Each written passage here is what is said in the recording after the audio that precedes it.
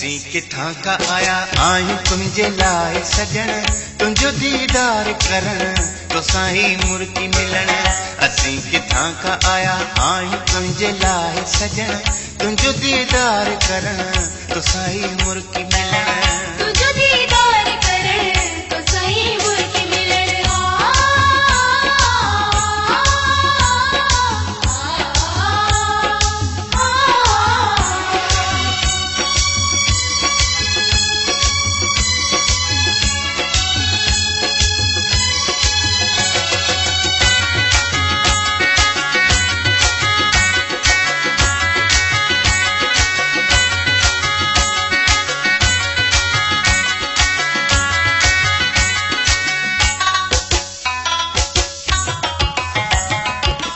जे तूं असां सां ॿ टे ॻाल्हियूं ॻाल्हाइण चाहीं, तोखे मां हथड़ा ॿधी अर्ज़ कयां ओ साईं।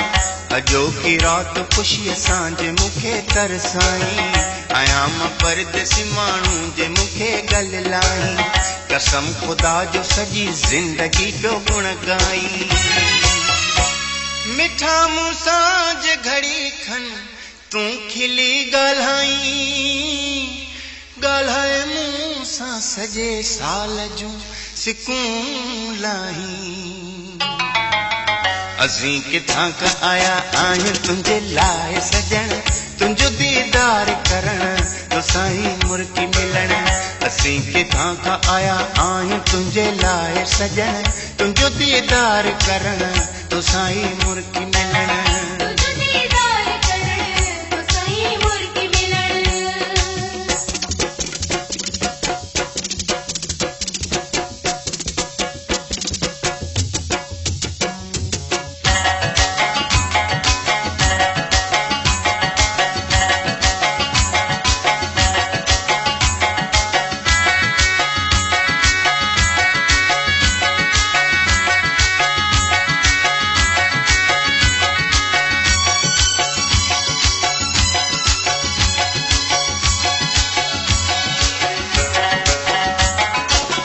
असां त जहिड़ो ॿुधो तहिड़ो तोखे यार ॾिठो, दुनिया पई हड़ जूं हारे तूं त आहीं माण्हू भलो। तोसां कचहरी करे केरु चवे हाणे हलो, आहीं इख़लाक़ भरियो माण्हू सॼो सोन सुठो। मूंखे अलाह जो नालो मिठो, मूंखे तूं बि मिठो। इहो ॿुधाए छॾीं थो त मुंहिंजो ख़्यालु कजो, मूंखे विसारे मिठा ॿिए खे पंहिंजी दिलि न ॾिजो। असीं किथां का आया आहियूं तुंहिंजे लाइ सजण, तुंहिंजो दीदार करण तोसां ई मुर्गी मिलण। असीं किथां का आया आहियूं तुंहिंजे लाइ सजण, तुंहिंजो दीदार करण तोसां ई मुर्गी मिलण। तुंहिंजो दीदार करण तोसां ई मुर्गी मिलण।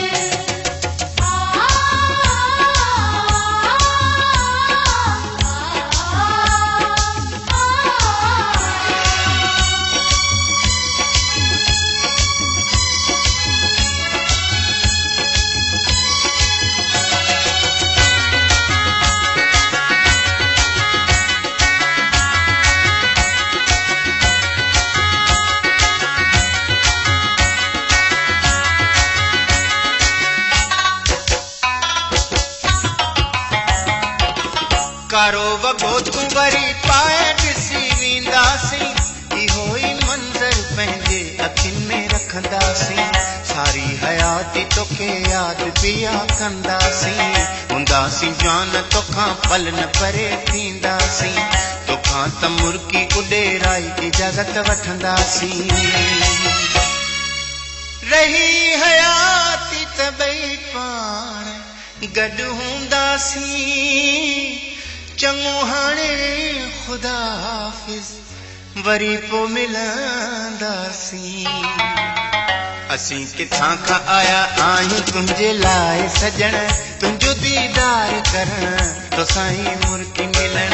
असीं किथां का आया आहियूं तुंहिंजे लाइ सजण, तुंहिंजो दीदार करण तोसां ई मुर्गी मिलण। तुंहिंजो दीदार करण तोसां ई मुर्गी मिलण। तुंहिंजो दीदार प्यार करण तो साई